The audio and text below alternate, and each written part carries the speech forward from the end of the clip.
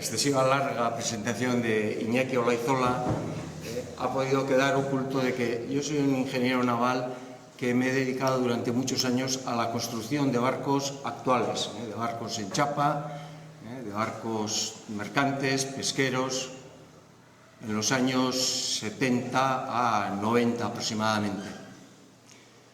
Y que de estas cuestiones que tienen que ver con la historia, con un pasado glorioso, importante, pues soy una persona que, como me notaréis enseguida, soy una persona recién llegada. Aquí hay muchas personas que tienen una experiencia muchísimo más importante que la que yo puedo aportar. El propósito de la charla de hoy es hablaros de cómo se ha hecho a lo largo de los siglos la transmisión del conocimiento, en la época en la que no existían los planos. Esa será la primera parte. Cómo se pasaba del conocimiento al taller. Qué mensaje, qué información. Yo oigo un eco aquí, no sé si es lo normal, hay como mucho eco. Cómo retumba mucho. Cómo se pasaba el conocimiento, cómo se daban las instrucciones al taller para construir un barco de tales y tales características. Esa será la primera parte, y lo haremos apoyándonos en este trabajo que ahora citaré, los orígenes del trabajo y las circunstancias en que hicimos el trabajo. Y la segunda parte es el recuperar, es contaros cómo hemos recuperado, intentado recuperar para un barco, pues un barco como otros muchos más, como uno de aquellos más de 200 o 200 y pico barcos de bajura que había en Euskal Herria hace 50 años, etcétera, recuperar para ese barco que fue pequeño, etcétera, pero fue uno más, un barco importante, le hemos querido dotar de, sirva la palabra, como de dignidad, porque es un barco que no tenía planos y le hemos hecho planos, le hemos dicho, tú eres así, eras así. Es un barco que existe, el Trinido, que está aquí en un almacén aquí en Orio, y le hemos regalado al barco casi los planos, eres así, le hemos regalado esa información de la ingeniería que permitiría o que permitirá más adelante también la comparación con otros barcos de otras latitudes, de otras épocas, de otros tiempos, de otros países, etcétera, para que se pueda juzgar cuáles son los aspectos de bondad o de no tanta bondad que tenía ese barco. Pero además le hemos enriquecido, porque hemos tenido la ocasión de hacerlo a través de personas que lo han conocido excepcionalmente bien, lo hemos dotado de una historia. Le hemos dicho a ese barco, mira, pues eras así, has estado en tales circunstancias en la mar, has pescado en estos sitios. Tus hombres y mujeres también, pero principalmente los hombres embarcados han sido esto, y una gran lista de personas que han vivido, que han hecho su vida a bordo de ese barco que era el Trinido. Y si nos da tiempo al final, diré que en Euskal Herria la transmisión del conocimiento en ingeniería es muy meritoria por parte de algunas personas que sin estudios sabían muchísimo de barcos.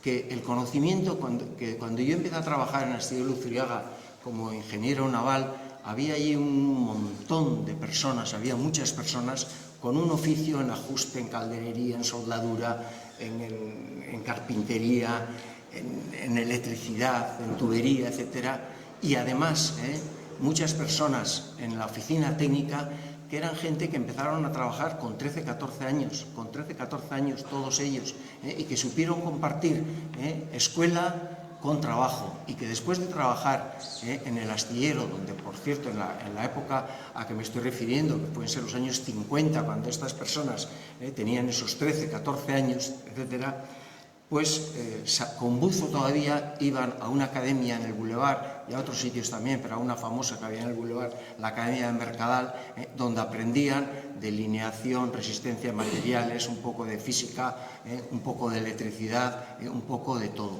Y que tenían al final, consiguieron saber saber y hacer unos barcos que ni ellos mismos creen que sabían tanto como para hacerlos. Esas personas merecen un reconocimiento de quienes hemos tenido pues, un enfoque académico más facilón, más fácil, que hemos tenido la ocasión de salir fuera, de estudiar y de acumular títulos que a veces no encierran tanto conocimiento como el que ellos tenían. De esas tres cositas vamos a hablar. La primera parte, ¿cómo se hacía, cómo se pasaba el conocimiento al taller? Pues desde el siglo XVI hasta casi entrados ya en el siglo XX, había una manera de transmitir el conocimiento y de pasar ese conocimiento al taller. Hay mucho trabajo teórico diciendo que evidentemente el conocimiento para la construcción de un barco tenía que partir de fórmulas muy sencillas. Estamos hablando de una época en la que no había planos, que no existía el plano de forma y que no existían los planos, o sea que el conocimiento del barco sobre el papel era algo desconocido y por lo tanto todo el conocimiento se construía en base a algo que tenía que ser muy simple. Había autores que suponían, y hay autores que han estudiado el tema, ya la cosa viene de lejos, diciendo que en torno a la cuaderna mastra era el elemento definitorio de las características de un barco. Pero, claro, hay que hacer esa cuaderna mastra y además solo con una cuaderna mastra, ¿cómo se hacía el barco? Entonces había un debate teórico en el que se decía que sí, que en torno a la cuaderna mastra, en la zona nuestra, europea, y también en la parte del Mediterráneo, etcétera, que los constructores navales habían acumulado conocimiento, experiencia para, a través de algo sencillo, del manejo de herramientas muy sencillas, de un compás, casi como la herramienta geométrica importante, a través de un compás y con pocas cosas, poder sacar el conocimiento de cómo era el barco. En ese sentido, presentamos, Juan Pablo Olaverría y yo mismo presentamos un trabajo que publicamos en el Untimuseo A, que lo voy a utilizar como elemento soporte de estas cosas. Querría decir que Juan Pablo Olaverría es un ingeniero naval que está en este momento preparando ya su doctorado en arqueología en Inglaterra, en Southampton, y que es una de las personas que yo conozco que más sabe de estas cuestiones. Un trabajador infatigable, sabe hablar de estas cuestiones, sabe diseñar, sabe calcular y además sabe algo que yo no tengo ni idea, es que encima sabe construirlo. Y lo ha hecho, y ha construido embarcaciones tradicionales con sus manos, con sus azaparras y con su capacidad terrible para imaginar, diseñar y también construir. Ahora está en Inglaterra y esperemos su vuelta pronto con su título de doctor en arqueología naval. El elemento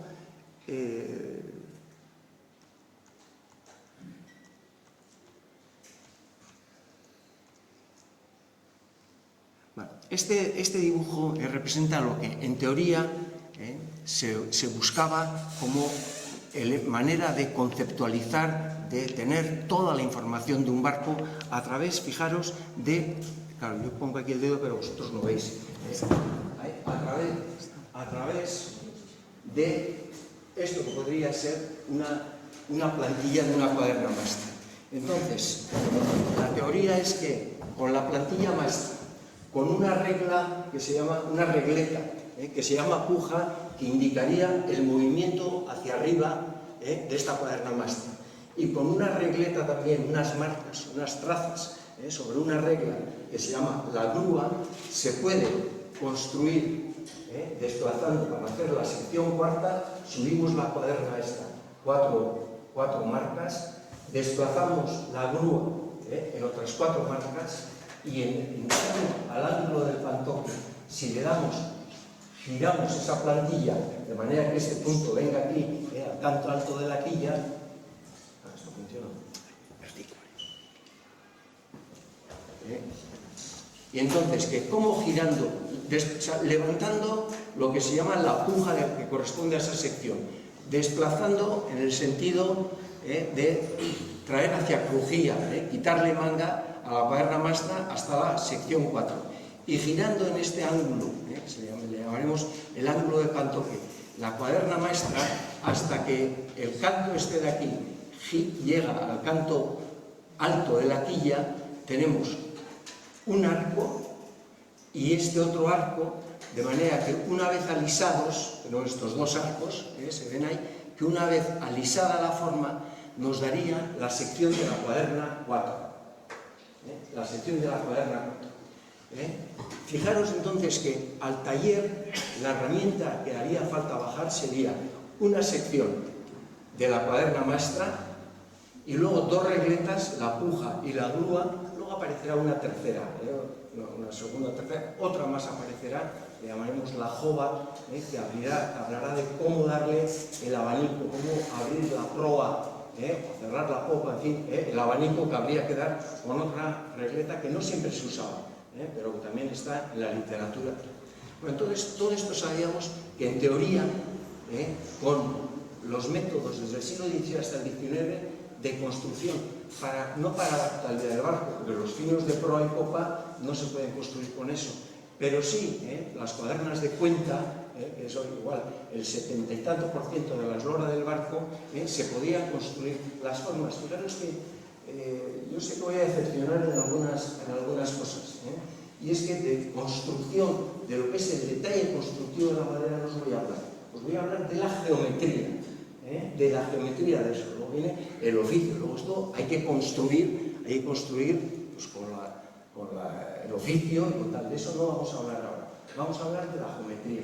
Porque fijaros que si esto es verdad, que se puede construir un barco con estas cosas, quiere decir que se podría hacer un barco de manera repetitiva tantas veces cuanto queramos, porque nos bastaría guardar las dos regletas y la plantilla de la cuaderna maestra. Pero es que además, transportados estos elementos a otros territorios, a otras latitudes, se podrían hacer réplicas exactas, casi exactas, del mismo barco que ha acumulado experiencia como para que el oficio, la gente de oficio, la gente de la mar, lo haya considerado como bueno. Claro, un barco que llegara a tener la plantilla y la grúa y la puja ya había pasado una selección natural, porque si era un barco que se había hecho de mala manera, no sé cuánto, ya que ni se iba a repetir ni nada, no tenía ni sección de cuaderna maestra, ni plantilla, ni puja, ni grúa, ni jova, ni nada, porque era un barco que no se había ganado el mérito de la repetición, el mérito de la repetición. Un día, sucedió que, estando cenando en casa de un amigo que algunos de vosotros conocéis porque es un etnógrafo excepcionalmente importante, Fermín Leizaola, interesado no solo en las cosas de pastoreo, sino en todo lo que es historia de nuestro país, historia de la etnografía. Coincidimos con un profesor de la universidad, coincidimos mi mujer y yo, en una cena con un profesor, Brad Loewen, de la Universidad de Quebec, de la Universidad de Montreal. Y en aquella ocasión tuvimos ocasión de comentar algunas cosillas que tenían que ver con estas cosas que nos gustan tanto, ¿no?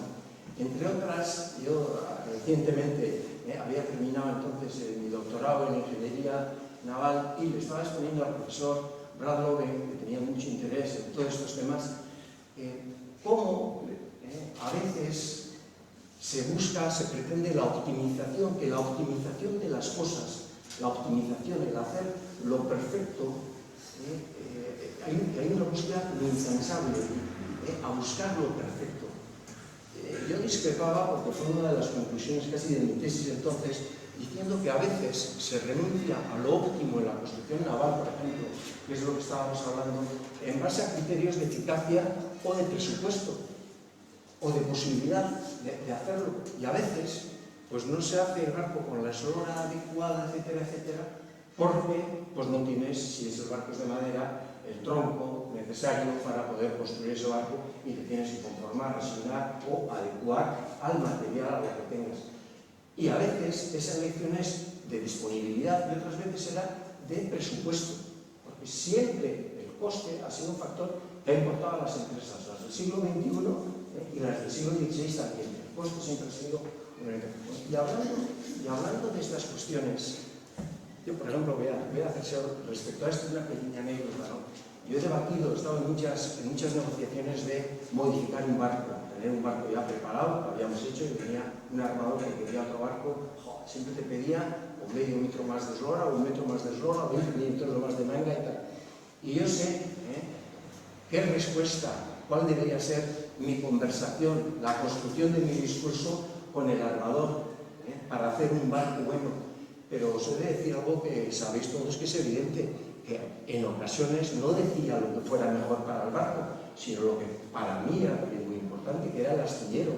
Y yo sé, porque conozco la ecuación diferencial de la estructura del coste de un barco, en acero estoy hablando ahora, y que a mí, como un cliente, me diga que quiero un barco un poquito más, dale un metro más de eslora, pues le voy a poner todas las trabas que ponga, porque yo sé que el coeficiente que afecta a la parte de la ecuación diferencial que afecta está influenciada por un factor 1,26, es decir, hacer un barco un metro más largo, todo esto es aproximado, me lo entendéis, hacer un barco un metro más largo cuesta un 1% más largo, pero no de un metro.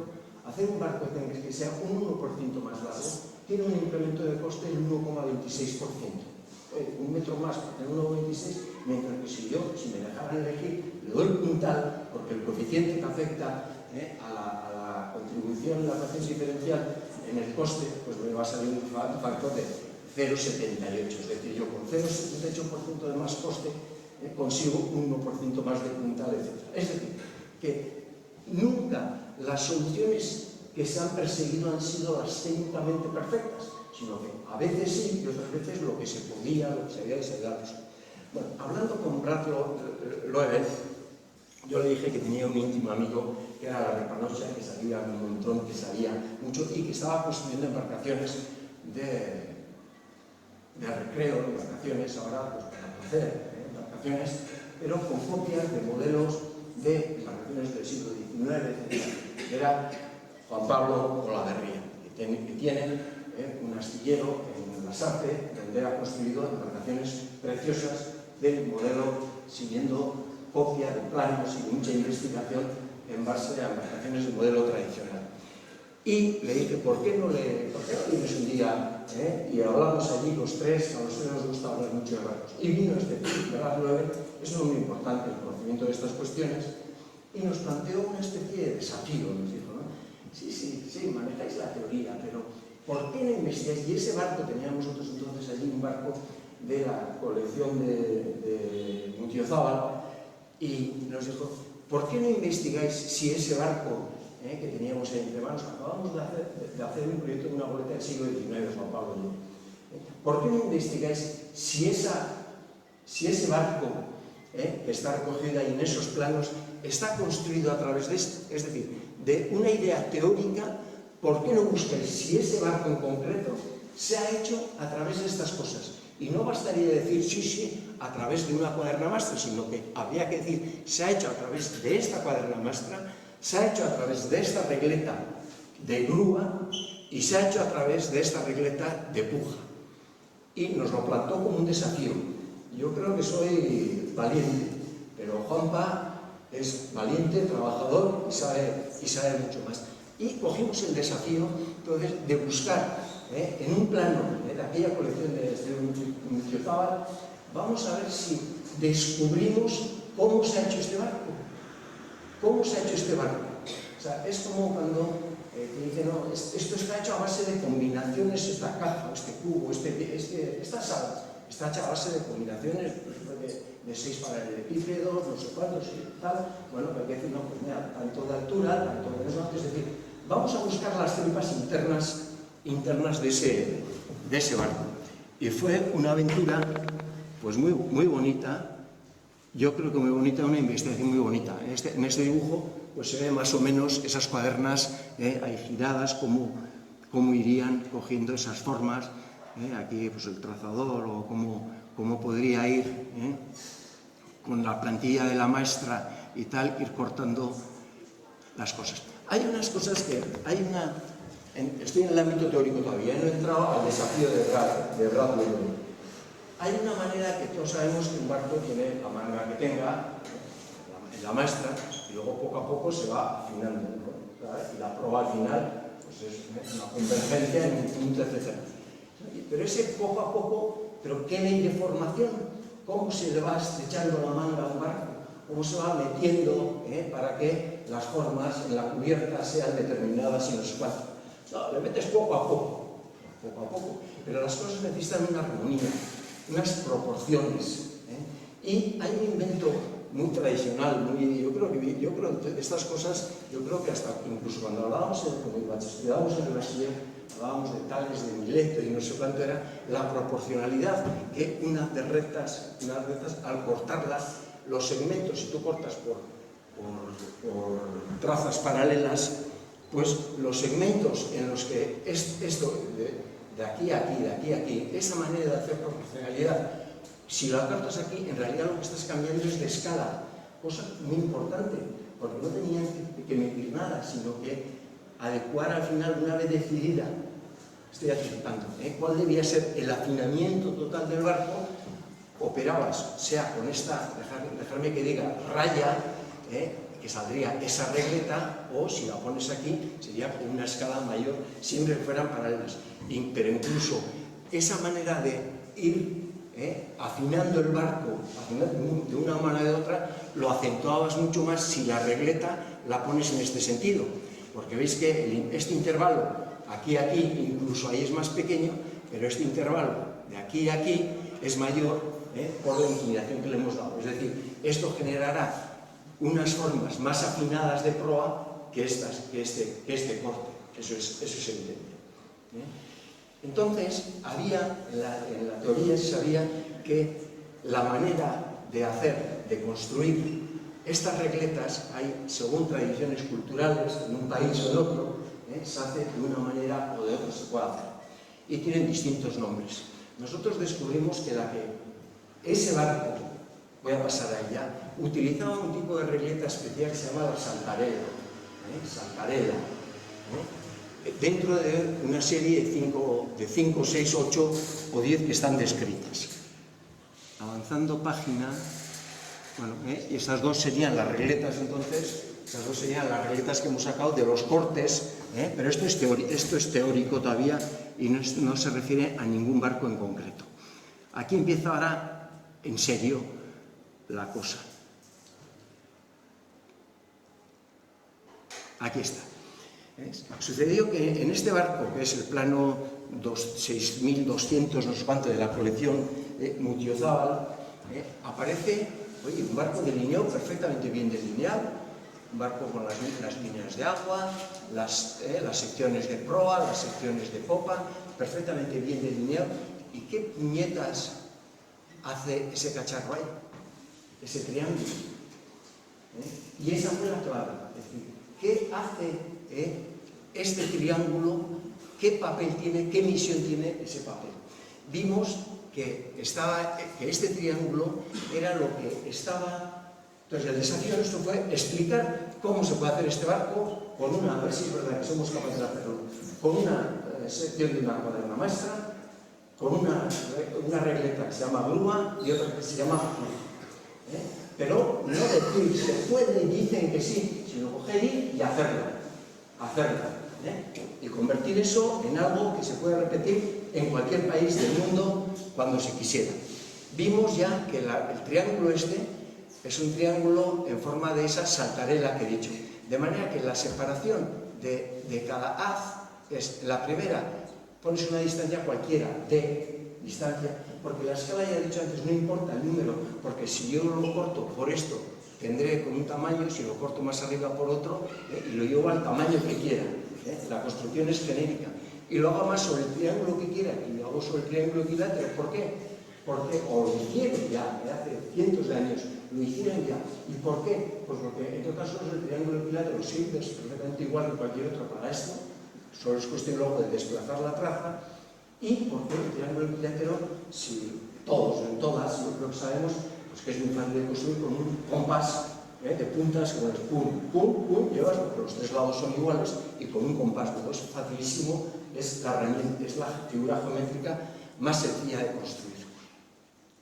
Bueno, yo como queréis que os diga que Juan Pablo para hacer esto metió muchas horas para descubrir ahí dentro qué hacía, cómo pasábamos de aquí a decir, así se hizo este barco o así es este barco.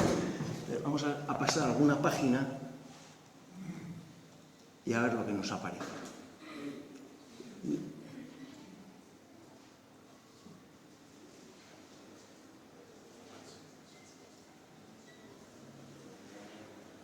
Estoy yendo, ay, qué desastre, qué desastre. Me sonaba conocido, esto ya me suena. Bueno, de ahí vamos para adelante. Bueno, el barco es para decir que pudo ser uno parecido, aparejado de esta manera, pero no es lo que tal. Entonces, nosotros cuando hicimos el análisis del plano de la lancha de cabotaje de 65 pies, os doy el objetivo que perseguíamos, fijaros, lo pone ahí escrito, y si lo leemos, pues nos sirve.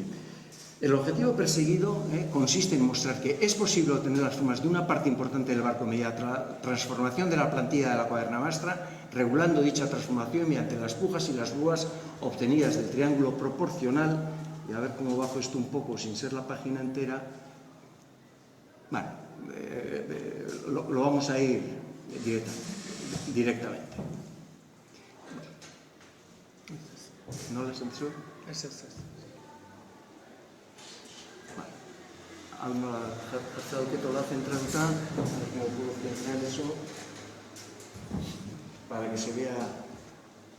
Bueno, quiero deciros que tenía todo este material preparado de una manera de hacer cosas de peluquería, hacer cosas de 6 días, 7 días, y el ordenador ha petado, y pues todo el material que tenía, todo el discurso, lo estoy impresando ahora. Pues como trabajo de investigación de esta cuadernamastra, sucedió que se sabía que la cuaderna maestra, se intuía que la cuaderna maestra parte de una dimensión. La dimensión principal que se toma a la hora de definir una cuaderna maestra es la manga, normalmente. La manga del barco es la que defines con la que se arranca. Con la que se arranca después de conocer el barco anterior, qué tráfico hacía, qué barco, de qué barco estabas hablando. Y que las dimensiones, la formalización de la cuaderna maestra estaba hecha a través de múltiplos de tantas veces la manga. La utilización de los números decimales es muy compleja. Ahora sí tenemos maquinitas de calcular, pero en la ingeniería, en la práctica de construcción naval, entró muy tarde. 1,18 no dice nada, 1,23, 1,27 no dice nada, pero 1 más un cuarto, 2 quintos, 4 séptimos de los tantos. Porque para todas esas proporciones hay procedimientos geométricos de calcularlos. Entonces, en un plano antiguo, nunca pondrá 1,21, pondrá 1 más un cuarto, porque un cuarto es fácil de trazar. ¿Y cuál fue, después de tantear, pues que el perfil de la cuaderna maestra para una manga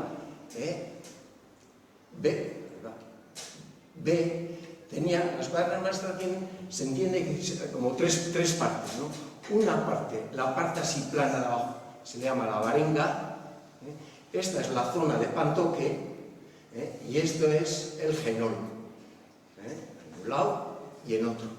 Y vimos que en ese barco la cuaderna maestra expresaba los radios que configuraban la cuaderna maestra, tenían hay que poner 2 tercios, a 2 tercios del puntal, tomando como centro y con el radio una manga y media, se podía trazar el arco del genol.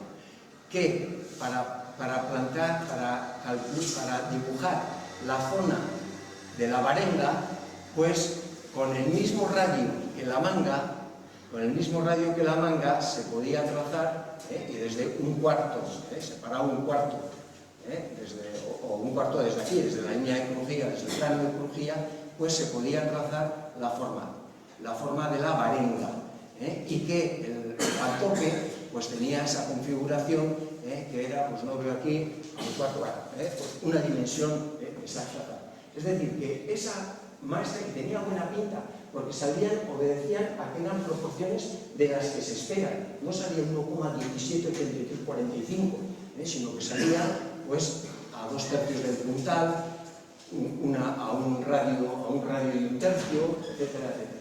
Entonces, en ese barco, la manera de definir la maestra a través de la dimensión de la manga del barco la manera de definir el perfil de la cuaderna maestra. En otro barco, pero esto era pues para ver de qué... Porque claro, hay gente que piensa que todos son iguales, todo es igual y tal, no. Cada maestrillo, es una frase muy vieja, ¿no? Cada maestrillo es un librillo. Es decir, cuando hayamos dicho en el anterior que era a una, con la longitud, con un radio de una manga y media, y trazada a 3/4 del puntal, salía, no quiere decir que todas las cuadernas maestras hacían así, sino que en otro barco pues encontramos de que a 2/5 del puntal y con 1/3 se podía hacer el arco, la traza del genol. Este es otro ejemplo, lo cual que pretende demostrar que no todos son iguales, lo repito. Avance página. Bueno, entonces de ese triángulo, un trabajo muy importante. Claro. Ya está. Entonces, con este triángulo, que es el que estaba dibujado,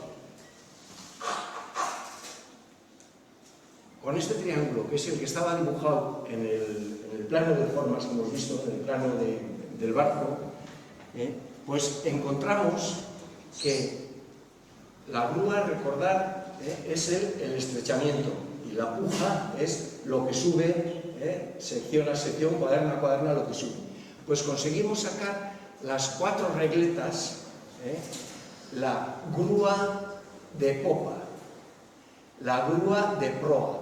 Ya, fijaros, la grúa de proa que se ve, y comparamos con la grúa de popa, ya se ve, lo he anticipado antes, que son más sonrochas, las partes de proa, la manera, está sobre una traza más inclinada. Y las 2 pujas, que es lo que da la manera de subir la cuaderna maestra. Bueno, el buscar, es decir, que con la cuaderna maestra que hemos visto hace un rato, esa de una manga y 1/4, que hemos dibujado ahí, más estas 2 regletas ya en concretas, se podía construir el barco. Y dijimos una vez, pues vamos a ver, vamos a olvidar de todo, mesa limpia, mesa de delineación limpia, y nos quedamos con la sección de la cuaderna maestra, el dibujo anterior, y estas 4 regletas. Y con estas 4 regletas, 4 digo, son la grúa y la puja para la parte de proa y para la parte de popa. Con estas 4 regletas, o 2 regletas si le quisiéramos llamar, más la sección de aquella cuaderna maestra, hicimos, fuera todo, dijimos, vamos a construir ahora el plano de formas de ese barco. ¿Y a cuál llegamos? Al barco, a las formas que inicialmente estaban dibujadas. Es decir, que no solo hemos dicho, no, y se puede hacer una conjetura, sino que lo hemos hecho ahora. Y ahora, además, como en el circo, lo hacemos. Y con esa regleta y esa cuaderna maestra se hizo. Y la sorpresa era a ver si funciona. Porque de funcionar tendríamos que, con esa sección de cuaderna maestra más estas regletas, reconstruir la cuaderna maestra de la que partimos, de la que iniciamos. Y eso, avanzando página, bueno, aparecen luego otras proporciones, no os voy a dar demasiado la tabarra, que el puntal en la roda es igual al puntal en la maestra más 1/3 del mismo, es decir, que todas esas son proporciones en barco. ¿Cuál es el puntal a proa? Pues es en la maestra más 1/3 del puntal. ¿Cuál es el puntal a popa? Y hemos encontrado todas la composición interna, las tripas que ordenan las formas de ese barco. Pero no os voy a dar más tabarra. Quiere decir que esto es lo que se sacó, la puja de proa. Con esto nos quedamos. Juan Pablo hizo esto en un modelo de plástico, ¿cómo se llama? El plástico gordo ¿cómo se llama? Metacrilato, el metacrilato. Construyó eso, y con estas 2 regletas de la puja y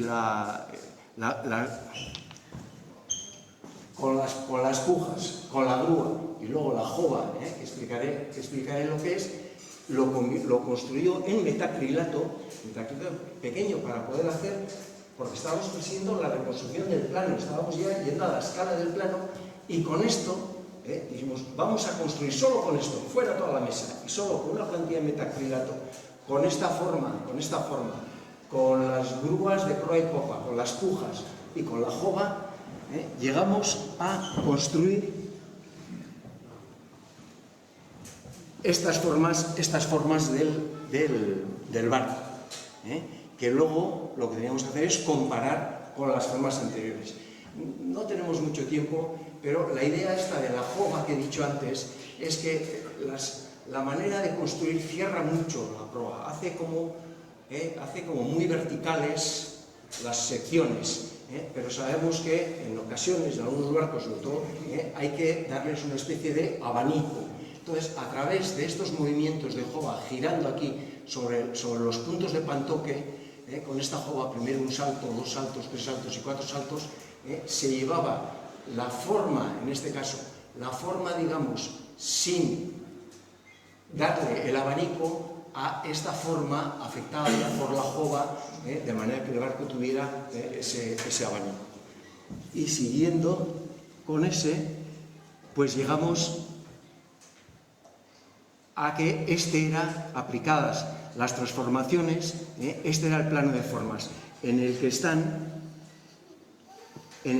no se ve aquí, pero bueno, sí se ve superpuesto en continuo una, y a puntos lo que era el plano original, y en puntos las líneas que hemos sacado. Es decir, que el modelo, la descripción de la cuaderna maestra, el cálculo de la grúa y de la puja, y con el cálculo también de la jova, hemos obtenido un plano de formas, lo hemos puesto encima del otro, y hay una coincidencia que es exactamente clavada. Luego, el método clava, es decir, que hemos mostrado que efectivamente ese barco se hacía desde una sección de una cuaderna maestra con el cálculo de unas regletas que las calculamos, y que luego, olvidándonos de todo, reproducíamos, poníamos un plano encima del otro y calamos. Bueno, y este es lo que es el resultado de este trabajo, que nos parece que es una investigación pues bonita, porque habla de teoría y tal, pero al final va y lo hace. Y no sé cuándo andamos de tiempo, largos, justos. A más de YouTube. Pues pasamos al otro. ¿Cómo se pasa tú al técnico? Al otro archivo. Es un trabajo que dice, tanto hablar, ¿no? Pero está hecho, se hace así y se puede hacer. Y con esas regletas te las llevas a donde sea, y puedes reconstruir el barco. Tenía Iñaki todo este trabajo reparado con soportes, y como se le ha roto el ordenador el lunes pasado, pues ha venido... Pero nos hemos arreglado muy bien. A ver. Esta es la historia un poco del barco Estos son... Vale.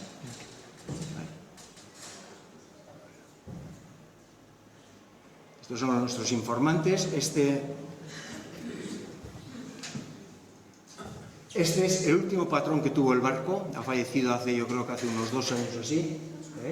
Nos informó de muchas cosas. Y este es Trinido, el hijo de aquel armador, el hijo de Teodoro y de Bichori, que mandaron construir el barco el año 1947.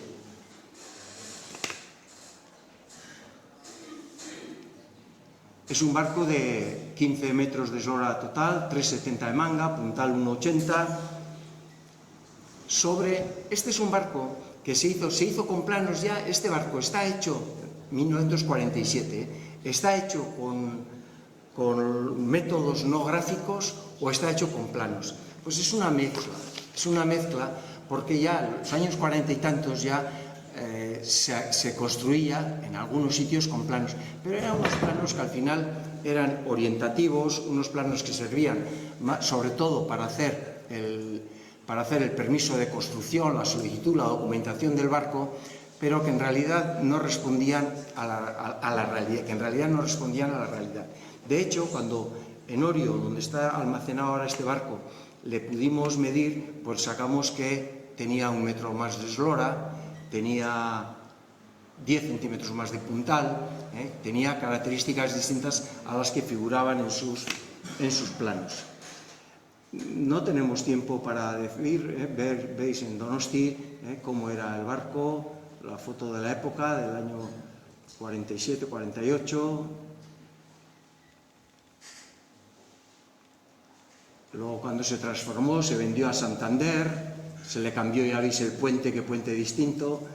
Pero fijaros que, voy a volver un poco para atrás, porque el puente, fijaros qué puente tan pequeño. Antes hemos visto un puente aquí lleno de material que me ha enseñado. Lo veremos. Y este es un puente que tenía aproximadamente 1 metro cuadrado de planta. Y donde el patrón Teodoro, pues incluso dormía en ese metro cuadrado. No sé qué. Os puedo decir que esta era la disposición general del barco, que no pescaba cebo vivo. En los años 47 no se pescaba el cebo vivo, eso vino después. Y entonces, pues un barco que no tenía nevera, que no tenía viveros, y por lo tanto, bueno, pues no tenía viveros, tenía una disposición general pues curiosa. Ahí destaca pues un gran sollado, pero claro, aquí atrás también había haber sollado desde literas para 2. Aquí el motorista también, la cámara de máquinas iba, y esta era la nevera del barco. Fijaros que todo esto, esta cosa tan grande que estoy marcando, era la cocina del barco. Va a carbón, es decir, que ahí iban 15 hombres a la mar, cuando se anchoa y tal, todos sabemos que volvían al día, ¿no? Está al día. Pero a Túnez pues habían ido para 7 o 8 días. Y esto era la cocina del barco. Y al patrón, tengo que terminar, y al patrón, un día, al elogio, le pregunté, ¿y el cuarto de baño? Le dije así con muy mala ¿cuánto de baño? ¿Qué cuarto de baño? Por el Cairé. Antes alguien ha recordado que alguien falleció, es una maniobra, hacer carga y descarga, hacer la descarga del deslastrado de las personas en la mar. Es muy peligroso ponerse ahí en el Cairé sentado, no sé cómo. Alguien ha contado mientras charlábamos de estas cosas la historia de muchos fallecidos al deslastrar el Cairé. Os diré que a este barco se le cambió 3 veces el motor, empezó con un motor de 50 caballos. Ese es un gráfico interesante.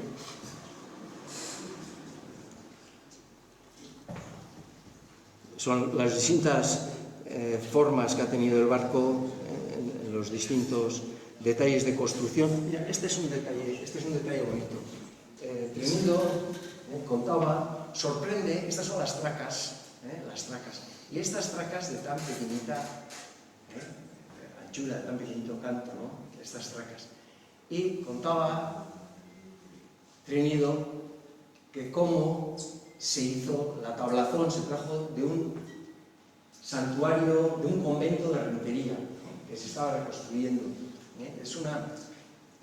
Hay una lógica en el discurso, en la traída, en el recuerdo, con esas tracas que obedecen más casi al suelo, a la anchura de la tarima, ¿qué tal? Es que os diría cómo fue la elección del material para la quilla, que fue de eucalipto.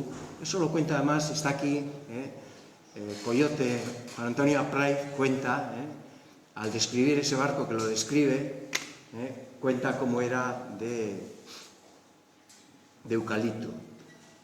Al barco le hemos regalado, este es el regalo que le hemos hecho a este barco. Un barco que no tenía, le hemos hecho sus formas definitivas, su plano de formas definitiva, de Juan Pablo Laverría. Y esto es muy importante porque este barco no sé si durará dentro de 150 años. Está ahora en un almacén, no sé si durará, pero posiblemente, o podría ser que estas formas sí se guardaran. Y estas formas nos dan información de cómo era el barco. Y si alguien quiere comparar por qué les hacía distinto de los barcos holandeses o de los de Bretaña o lo que sea, la información está aquí mucho más que en las fotos que se pueda sacar. La información de la carena completa está metida en este barco. Yo siempre he tenido una especie de manía, incluso he hecho alguna crítica le hemos regalado las curvas hidrostáticas del barco, que es la que permite el conocimiento de la geometría del barco, y le hemos estudiado, de acuerdo a las formas del canal de Wageningen, cuál es la relación que hay entre esto. He simplificado un poco, ¿no? Esta es la manera, cuando el barco tuvo primero un motor de 50 caballos, he dicho, luego de 100, luego de 135 y luego de 176 caballos. 4 motores. Un crew inicial del barco anterior que le creció, que era Santa Teresita. Luego tuvo un Añue. Luego tuvo terminó con un Barreiros y luego tuvo un Citroën, los motores que tuvo. Bueno, entonces, esta muestra la curva, cómo va absorbiendo, es en distintas condiciones de carga, 2 condiciones de carga.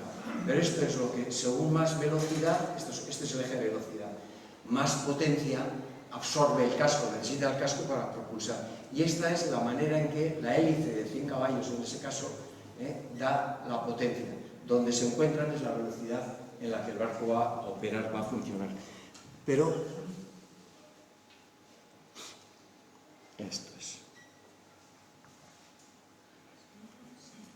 ¿Se ha ido? ¿Ese quiero ver? No. Este. Y fijaros, en ese barco, como muchos, antes también hemos estado viendo en la tertulia que hemos hecho aquí antes, alguien ha hablado de motores de barcos de bajura con motores de 1200 caballos, etc. A mí me parece que es un derroche de energía, etc. Porque es que son barcos que no admiten, no tienen. Hay algo que en ingeniería es muy importante, que es el número de Freud, y que no se puede pasar de la velocidad del número de Freud. O sea, un barco no puede ir a más, no debe ir a más velocidad que la ola que genera. Y esa ola que genera es aproximadamente un número de Freud, que es un número dimensional, esto es un poquito complicado, de 0,4. Y eso, en función de la eslora para este barco, pero sale que este es un barco que tiene que andar a 9 nudos y que no debe andar a más, que andar por encima de 9 nudos es hacer cosas raras y gastar energía. Fijaros que se pasa de 50 caballos a 100, se incrementa la potencia del 100, la velocidad pasa de 8,96 y crece un 18,6%. Duplicas la potencia y la velocidad aumentas, pero ya aquí ya se vuelve loco, ya tú le puedes poner motor, que al final pasas, pues para subir 4 décimas, pues tienes que meter, pues fijaros qué proporción tan grande, un incremento de un 36% de potencia para ganar. Y esto es algo que yo creo que aquí en Euskadi, a la flota de bajura, principalmente no se ha explicado, no se ha debatido suficientemente, entre otras cosas, pues porque el coste de combustible ha sido siempre un coste primado, etcétera, etcétera, y yo diría otras razones como es el sistema de la venta, etcétera, pero bueno, ahora no es. Bueno, yo quiero decir que, por terminar ya, que a este barco le hemos hecho la información completa y tal, y le hemos rescatado algunas anécdotas, aquella de que contaba por el patrón, cuando en aquel julio de 1961 se hundieron algunos barcos, entre otros el Mirencho y el Donosti, pues este barco, el tenido, que entró de arribada en Santander, en un puerto de Santander, pues encontró al día siguiente, a los 2 días, encontró el tambucho del Mirencho que se hundió. Que pasaron episodios de miedo cuando una vez en aquellos viveros que le pusieron luego, que se transformó y tal, pues la sentina del barco en la cala, agua, estamos entrando agua, estamos embarcando agua, hundió el miedo, que resulta que era un vivero, vaciaba la sentina y aquello provocó pues un miedo tal. Y el miedo que cuenta el patrón y otro tripulante, tal Serapio, que lo narra muy bien, que está recogido, el miedo que pasaron cuando pues en la costera de la Anchoa pues hicieron una gran captura, al querer alzar a bordo la Anchoa y tal, pues el barco escoró de una manera excepcionalmente peligrosa y gracias a que se rompió, se escapó el pescado, estaba en agua y tal, pues el barco no zozobró y tal. Bueno, es un barco al que le hemos dotado de pasado, de identidad, hemos estuvo definido, es un barco elegante, tienes planos, tienes también historias, hemos contado anécdotas, le hemos contado si se rezaba o no se rezaba a bordo, el cuarto de baño, cómo era, y sobre todo hemos dado una relación de más de 25 personas que han andado en este barco y que verán reflejada, si lo quieren, está ahí el nombre de esas personas. Y nada más, porque me he pasado el tiempo.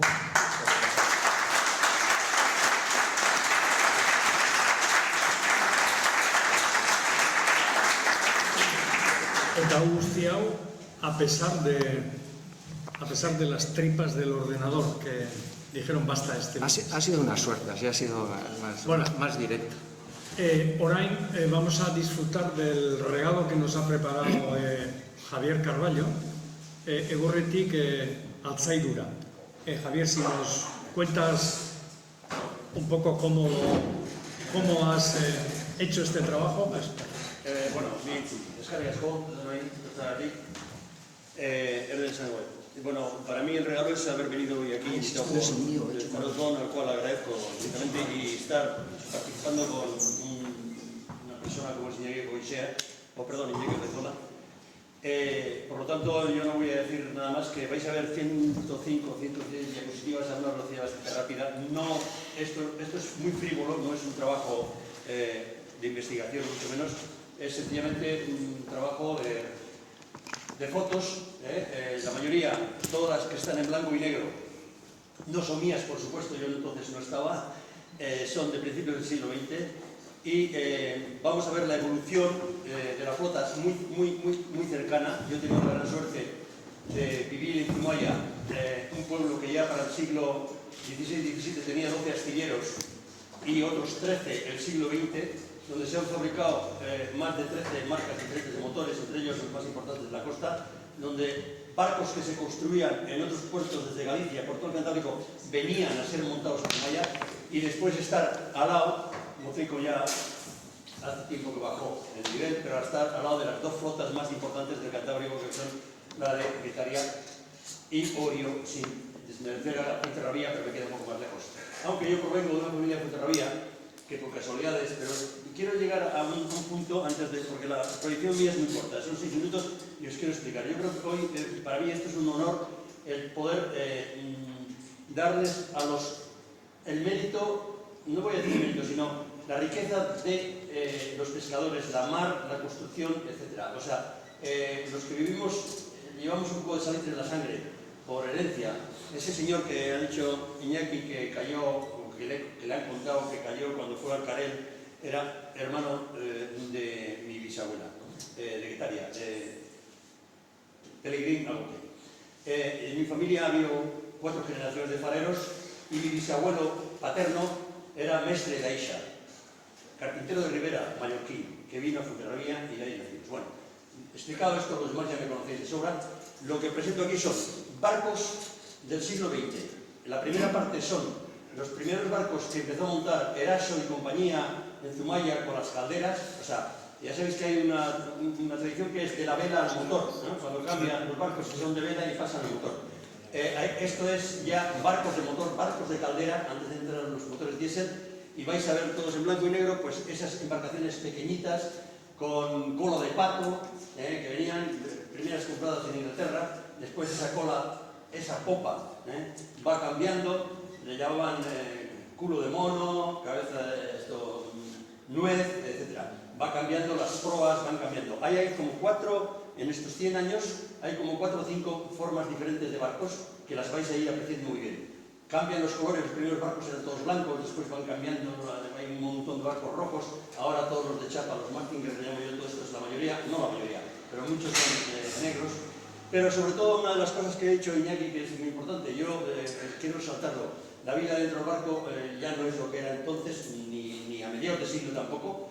De los 50 y tantos barcos que se hicieron en Zumaya, en astilleros de Túa, los vais a ver aquí, muchos de ellos, barcos de madera, que tenían unas líneas preciosas, muy bonitas. Yo creo, que me perdonen los de ahora, pero más bonitas que los de hierro de ahora.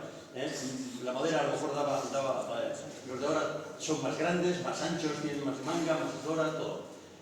El puente que cabía justamente el patrón con el timón y con el culo caliente, porque tenía la chimenea de la máquina pegada al puente. Vais a ver lo que ahora es un puente. no me voy a extender más. En la foto, en los barcos, vais a ver barcos. Los que no os gustan los barcos, vais a terminar de barcos hasta aquí. Pero los que aquí hay, y hoy quiero hacer mención a ellos y agradeceros que hayáis venido, empezando por Iñaki, que tenía que dar la conferencia, estáis aquí a Pride, estáis Escudero, estáis Tomás Otamendi, Valleta, Sumari Perona, un gran maquetista. No ha navegado mucho, pero gran maquetista, el mejor maquetista que he conocido en mi vida. Y está entre nosotros Meterio Urresti, patrón de pesca, y vais a ver dos cosas muy importantes que yo las he puesto con mucho sentimiento. Es el hundimiento de dos barcos de madera que eran suplantados por dos barcos de chapa. En la familia de Santa Lucía de Urresti y la familia de San Prudencio, el barco San Prudencio. Vais a ver esa acción que tuve la oportunidad de ir con ellos a la mano. No voy a extender más, seguro que vais a ver cosas. Aparecen tres personas nada más, tres personas bastante cerca, bastante cerca. Una de ellas es mi padre, que nació en Fuenterrabía y fue conmigo, le llevé ya siendo muy mayor, a ver una una concentración de barcos en Fuenterrabía que protestaban por, no sé si por el petróleo, por la pesca, por alguna cosa de estas. Y está allí. El otro es el último carpintero de Ribera. Todavía hay uno que vive en Zumaya, de Gaña todavía vive, Juancho Gaña todavía vive, carpintero de Ribera. De Zumaya me estoy refiriendo, posiblemente otros puertos ahora. Está en una foto terminando una pequeña motora Galarraga de astilleros de Dúa, que juntamente con Urbiete y con Esquivar fue el barco. Habrá 50 barcos hechos por él en la flota de esta costa. Y la tercera persona que aparece en el puente de maniobra es Meterio, que te agradezco que hayas venido, aunque sé que te vas a marchar a la mar ahora mismo, pero que estés aquí entre nosotros, que estés aquí. Gracias.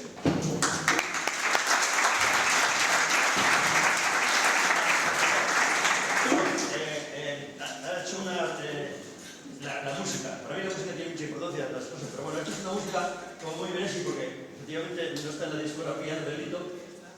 Perdón. ¿No te importa empezar? No. Porque ya... Bueno, vale. ¿Alguien segundo?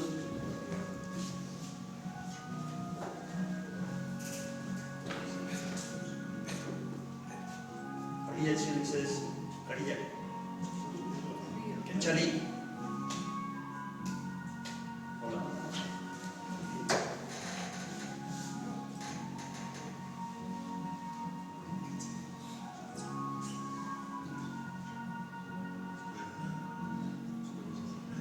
En el año 29 ya se hacían barcos de chapa en Zumaya, pero no eran de pesca. Aquí tenéis uno de chapa con remaches, era carguero. Este también es de chapa. Este es un Santa Lucía, el primero creo, ¿no?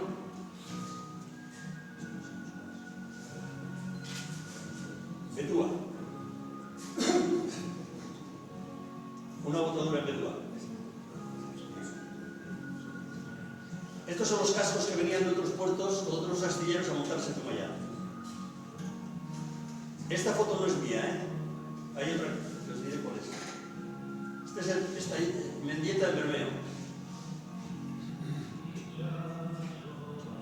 Este es Galarraga. Esta foto tampoco es mía, esta es la flota de Bermeo. Motrico. Zumaya nunca ha sido muy pesquero, pero sí armador.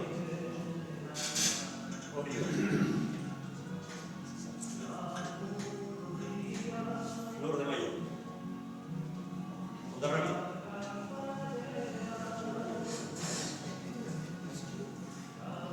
Rufina.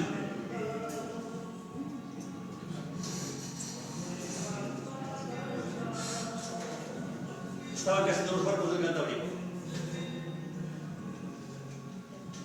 Echada.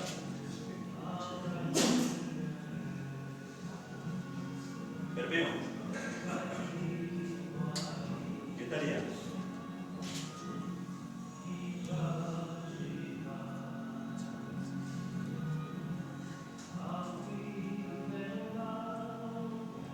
Ondarrami.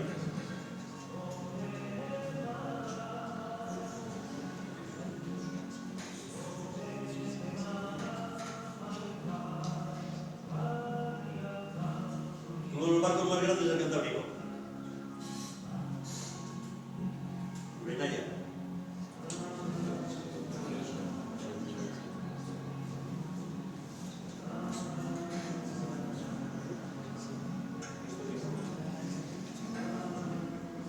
San Prudencio. Al Matadero.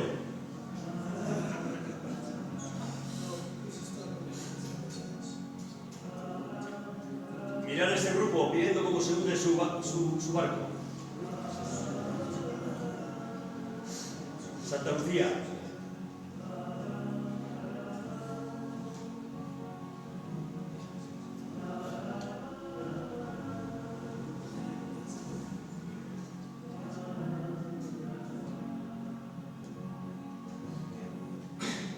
La prueba.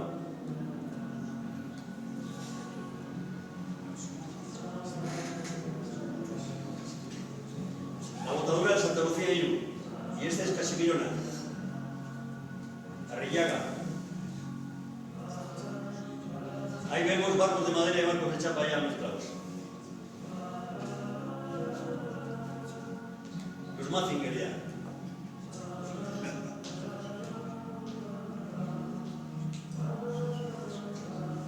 Mater.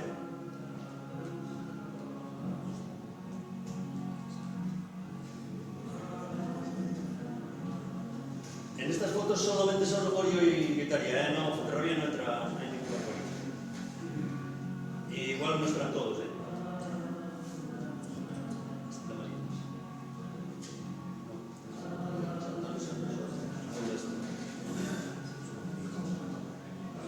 Azcoitia.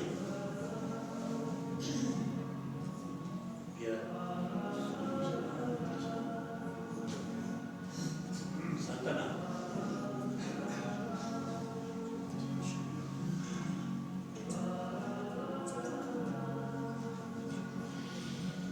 Chico.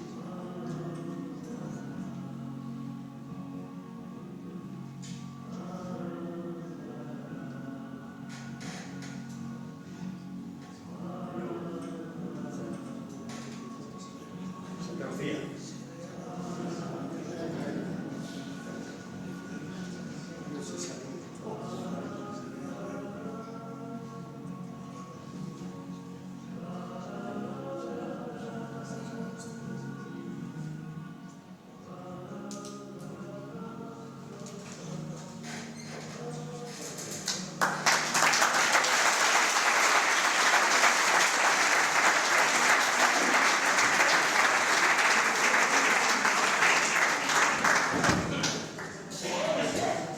Bueno, itxasoari eta itsas gizonei omenaldi uzten dut unkigarri batekin bukatu duguna.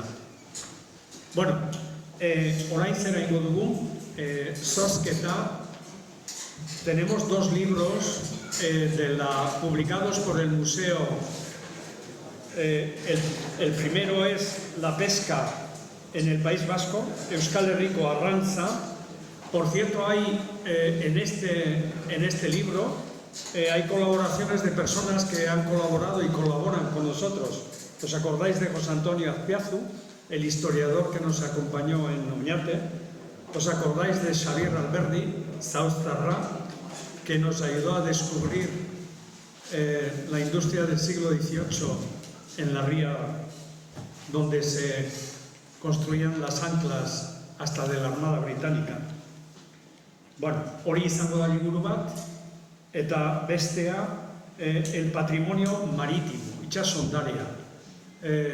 Mende honetan gure herrian dagoen ondarearen aurkezpena. La presentación del patrimonio marítimo y de ribera en Gipuzkoa. Una publicación absolutamente exhaustiva. Eta beti bezala, una mano inocente.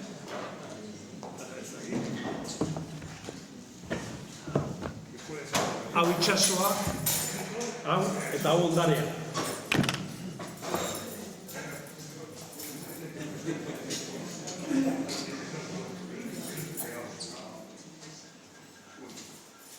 Uno 593. 593. Han bat.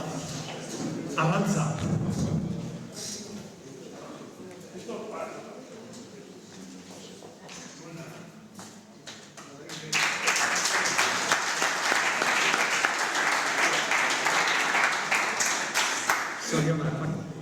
Y entonces, ahora vamos a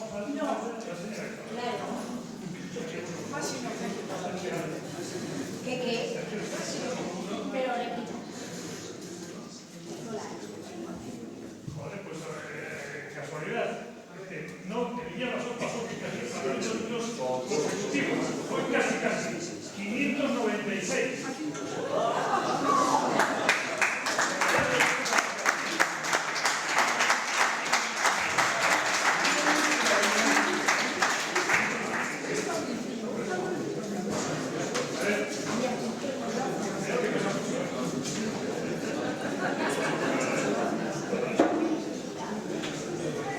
¿Cómo me alegro? Juan Mari. Mayra. Juan Mari, el presidente de Zarautzon, simplemente por cerrar el ciclo de udaberri egitaragua eta zuei eskertzea.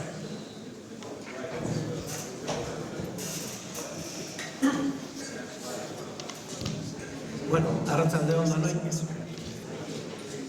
Arratsaldeon danoi. Udaberriko zikloa bukatu deu eta mila esker parte hartu dezuen guztioi. Danera etorri zarete egin ditugun gauzetara 750 bat pertsona eta baitare streamingez 300 pertsona baino gehiago egondia ikusten gure hitzaldi hauek. Decía que agradezco mucho la asistencia vuestra en lo que hemos hecho en la primavera de este año 2016.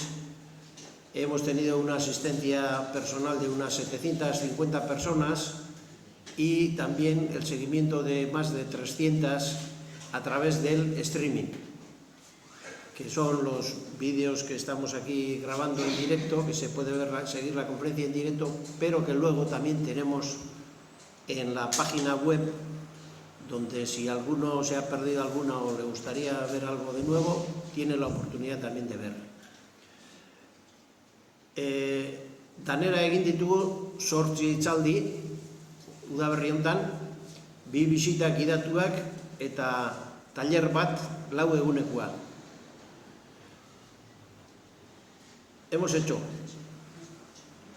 una conferencia sobre innovación social, una conferencia sobre economía, sobre ciencia y tecnología hemos hecho 3 conferencias y una visita guiada al Museo de Vergara.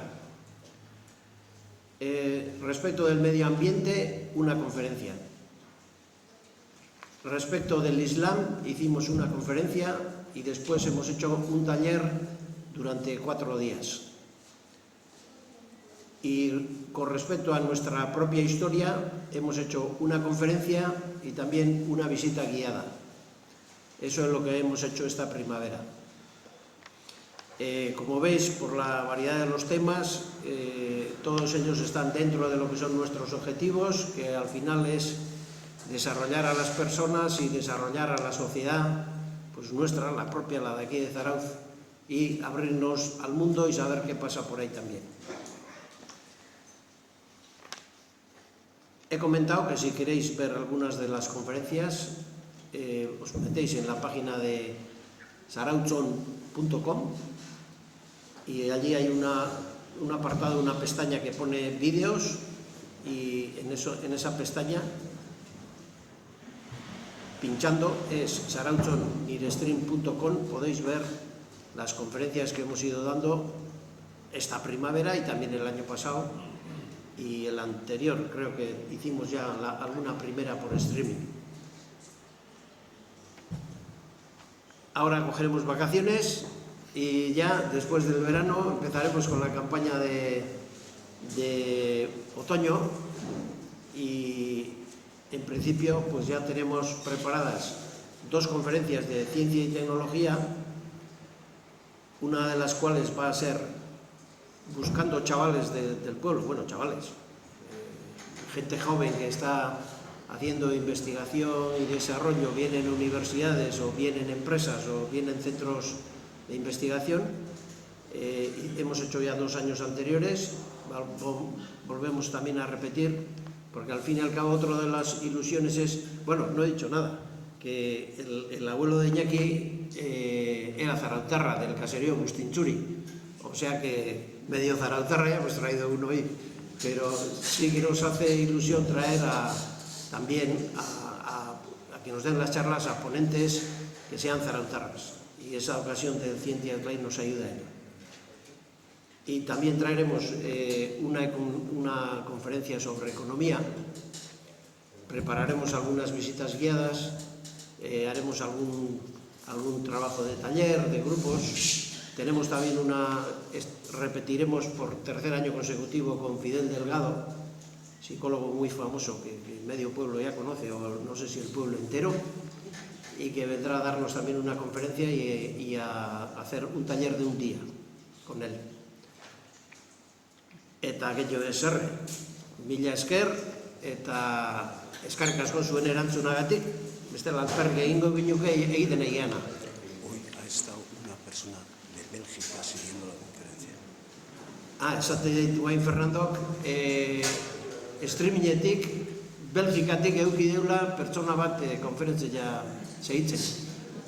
Eta beste batzuk ere eduki ditugu bai Estados Uniotik, Inglaterratik, baina, bueno, gaurko hau Belgikatik eduki deula. Bueno, mila esker eta...